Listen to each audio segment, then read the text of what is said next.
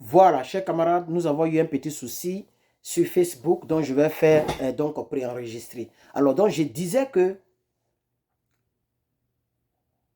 désormais, dorénavant, il n'y a plus de droits de l'homme au Tchad. Parce qu'il y a quelques instants, c'est-à-dire pendant que j'enregistre cette vidéo, ça fait 28 minutes que les gens ont posté cette information, comme quoi le défenseur des droits de l'homme au Tchad a été mis aux arrêts. Dans tous les pays, il y a toujours une organisation des droits de l'homme. Par exemple, comme je l'avais dit tout à l'heure dans le direct qui n'est pas resté, en Guinée, il y a l'organisation qu'on appelle OGDH, Organisation guinéenne des droits de l'homme. Je pense qu'en Côte d'Ivoire, je ne sais pas comment on appelle, mais sûrement c'est OCIDH. Si vous cherchez très bien, ça existe. Organisation, OIDH, je crois bien. Organisation ivoirienne des droits de l'homme. Si vous fouillez bien au Togo, vous allez voir OTDH, Organisation togolaise des droits de l'homme. Si vous fouillez peut-être au Niger, vous allez voir ONDH, Organisation nigérienne des droits de l'homme, etc., etc. Donc, dans tous les pays, il y a toujours une organisation des droits de l'homme. Au Tchad, aujourd'hui, ils ont arrêté M. Baradine Berdei. Baradine Berdei, il est le président de l'Organisation tchadienne des droits de l'homme. Et comme il gêne, ayant vu, et tout le monde sait comment est-ce que le seul opposant a été éliminé, comment est-ce qu'ils ont éteint M. Yaya Dilo Béchi.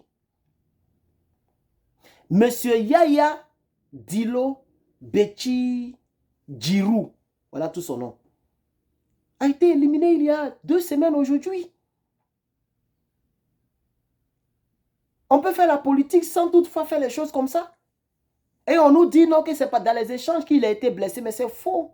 Il a été exécuté. Donc, le président des droits de l'homme qui est là, voilà, vous le voyez maintenant, ce monsieur ne fait que son travail. Son travail, c'est de se battre pour que l'être humain au Tchad puisse avoir des droits. Il est le président des droits de l'homme du Tchad. Organisation tchadienne des droits de l'homme, c'est lui-là qui dirige ça. Monsieur Baradine a été mis aux arrêts il y a quelques instants au Tchad. Il n'y a plus de droits de l'homme au Tchad, chers camarades. Il n'y a plus de droits de l'homme au Tchad. C'est ce que ça veut dire. Alors nous, en tant qu'Africains, nous nous indignons que des politiques puissent jouer avec la vie des gens comme ça. S'il n'y a plus une organisation pour parler pour le peuple qui est déjà étouffé par le dictateur, M. Itno, mais c'est que c'est fini pour nos frères tchadiens. Et cela a été validé par l'Élysée. La France n'a pas condamné la manière dont ce gars a été éliminé. La France n'a pas condamné cela. L'Élysée n'a pas condamné cela. Ils n'ont rien dit même concernant cela. Ils ont simplement accompagné, parce que c'est comme ça ils sont, les politiques français. Ils accompagnent toujours les personnes qui sont contre la volonté du peuple ou des peuples en Afrique. Donc, ils ont pris leurs médias, comme ils savent très bien le faire, pour communiquer en faveur du monsieur. Et ils ont validé son mandat, ou son prochain mandat, mais je veux dire sa dictature, sa manière de faire la politique en éliminant les gens. Ils ont validé cela, mais la mère de Dilo est restée dedans comme ça, par ces mêmes hommes-là, ces mêmes militaires lourdement armés. Vous savez comment ils ont arrêté M. Baradine? Ils ont pris des véhicules blindés pour aller chez lui à domicile, comme un brigand. Mais il est le président des droits de l'homme. Et il y a des disparitions, des arrestations et des éliminations bizarres dans le pays. Il a le droit de parler, de faire fonctionner l'organisation. Parce que c'est le rôle de l'organisation. Quand l'être humain n'a plus de droit et qu'il ne peut plus parler, il ne peut plus être opposant politiquement et qu'on doit l'éliminer. Mais l'Organisation des droits de l'homme doit faire son travail. C'est tout ce que M. Baradine a fait. Pourquoi vous envoyez... Regardez, écoutez, on dit au Tchad, le défenseur des droits de l'homme, M. Baradine Berdei, a été mis aux arrêts. Une semaine après l'assassinat de Yaya Dilo, la dictature vient à il y a quelques minutes de procéder, à l'arrestation du président de l'Organisation tchadienne des droits de l'homme. Selon nos sources, la junte a dépêché une dizaine de véhicules militaires blindés, équipés par plus de 100 personnes, armées jusqu'aux dents, pour prendre d'assaut le domicile de Baradine. Au moment où nous rédigeons ces lignes, le président de l'OTDH est conduit dans un lieu inconnu.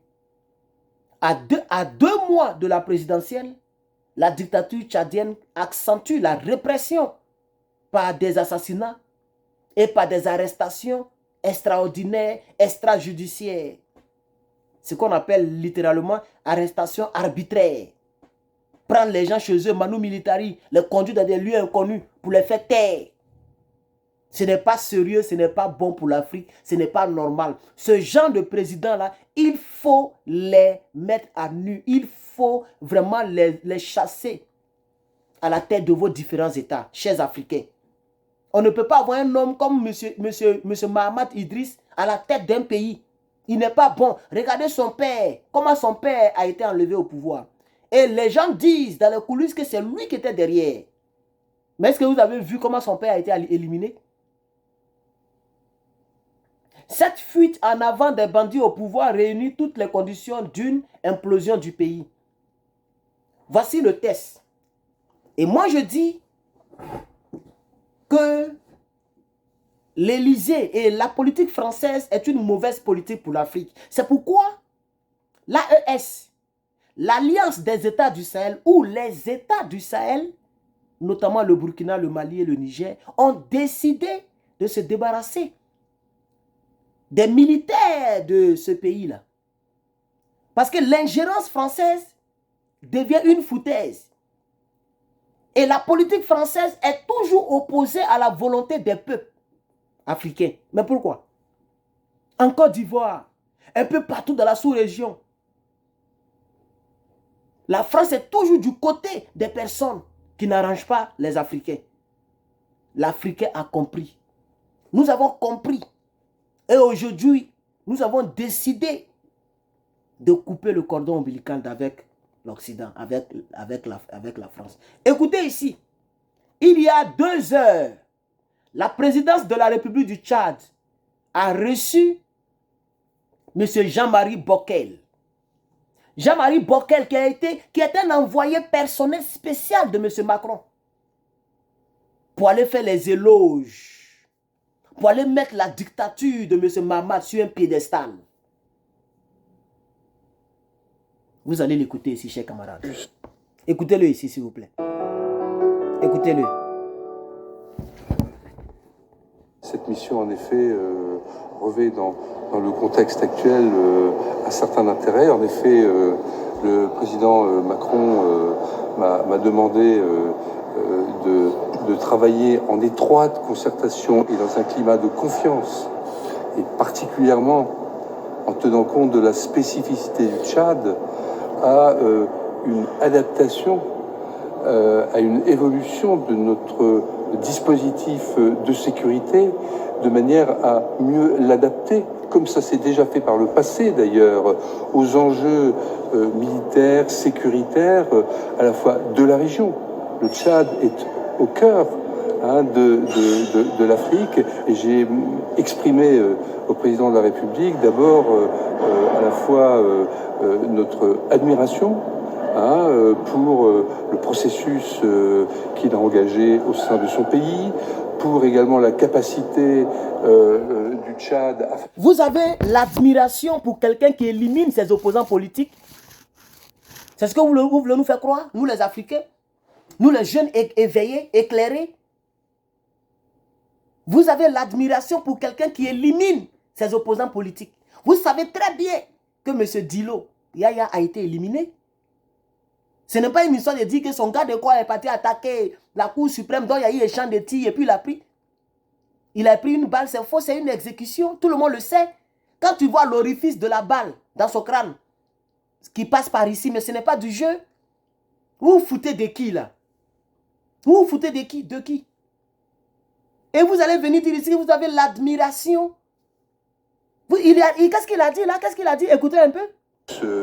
Qu'il a engagé au sein de son pays, Oui. pour également la capacité du Tchad. Vous avez l'admiration, pourquoi? Qu'est-ce qu'il a engagé? Reprenons. Le Tchad est au cœur de l'Afrique. Et Oui. j'ai exprimé au président de la République d'abord à la fois notre admiration pour le processus qu'il a engagé au sein de son pays. Donc vous avez l'admiration pour le processus qu'il a engagé au sein de son pays. Le seul opposant qui est décédé là, ça ne vous dit rien. C'est un bon processus comme ça. Allez casser, mais anéantir même le QG de ce défunt monsieur. Jusqu'à ils ont cassé même les débris pour aller vendre ça aux pauvres. C'est ça qui est votre admiration là. Arrêtez le président des droits de l'homme. C'est ça qui est votre admiration là. Arrêtez les opposants politiques. Obligez les autres opposants politiques à le rejoindre. Plus de 210 partis politiques sont derrière lui. C'est ça qui est admiration là. Mais vraiment vous êtes méchants vous là. Vous les Toubabou, vous êtes méchants. C'est pourquoi on a décidé de couper le cordon ombilical. Parce qu'on vous connaît. On vous connaît. Et Macron l'a dit à maintes reprises. Vous êtes là pour vos intérêts. Vous n'avez pas d'amis. Vous n'avez pas d'amis. Vous ne respectez pas les accords militaires. Nous étions attaqués dans notre pays. Il y avait des accords militaires. Il y a toujours des accords militaires entre la France et la Côte d'Ivoire. Vous avez refusé de donner ne serait-ce que 2 hélicoptères pour combattre les terroristes. Au contraire, vous les avez soutenus. Et vous avez bombardé le palais présidentiel. On vous connaît.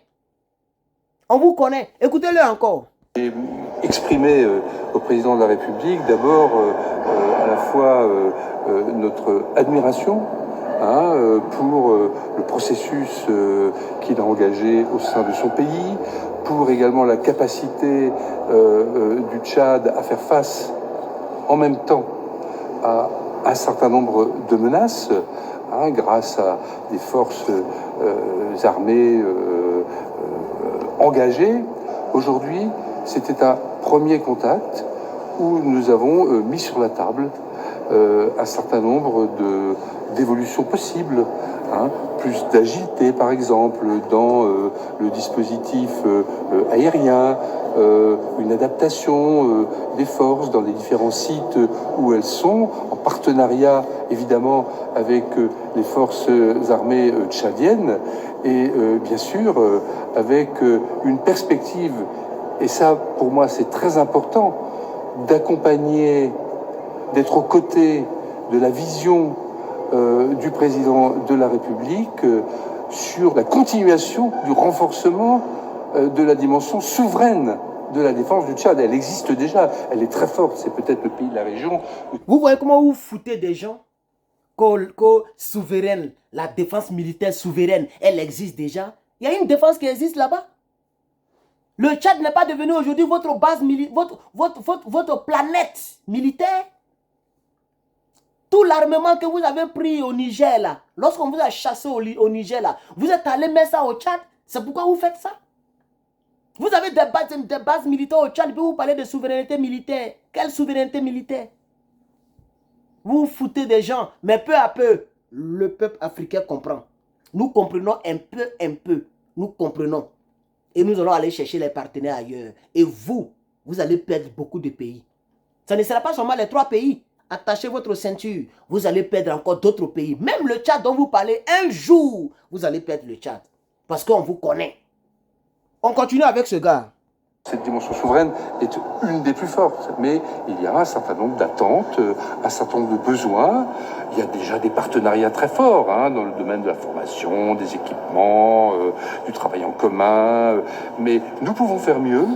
Et la question n'est pas que la question du nombre. Bien sûr, il faut rester, et nous resterons. c'est aussi la question de l'adaptation de ce partenariat aux attentes des Tchadiens.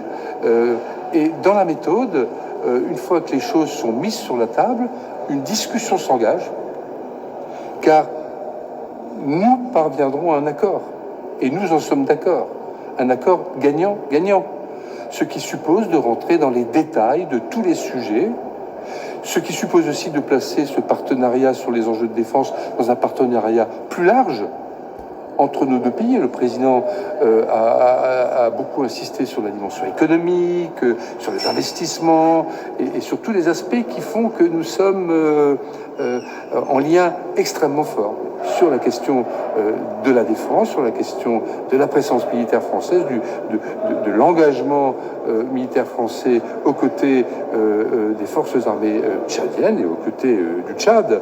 Eh bien, ce travail va se faire. Et il est possible que lors d'une deuxième visite, nous puissions constater effectivement que nous sommes arrivés à cet accord gagnant-gagnant que nous appelons de nos voeux. Et je crois que c'est également l'état d'esprit de nos partenaires, à commencer évidemment par le chef de l'État.